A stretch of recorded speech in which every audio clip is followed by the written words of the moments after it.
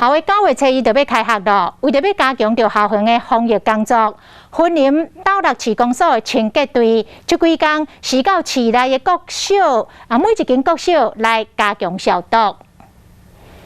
清洁队的人员来到学校，针对便所楼梯大家上常摸到的所在进行防疫消毒。因为囡仔伫9月初1就要开学，斗六市公所嘛利用这2天的时间，前往市内国小进行消毒。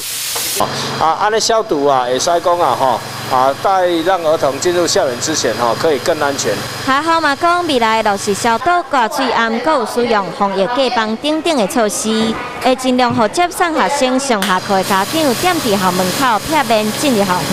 尽量减少我们家长的进出，让我们的师生在校园的环境里面学习是比较减少外面的一个干扰跟一些不确定的因素。中午用餐时间都会使用隔板，然后操作期间也使用隔板，然后使用后之后，老师都会定期的消毒。除了有校园环境消毒，斗六市公所嘛讲，伫东西市场大礼拜嘛进行2摆消毒。虽然目前疫情的警戒已经是2级，不过民众要是要遵守防疫规定。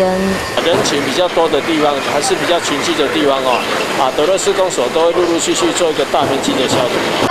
9月初1学校就要开学，安怎将防疫工作做好，让学生会当伫校园内底安心上课，这嘛是每一间学校会面对的挑战。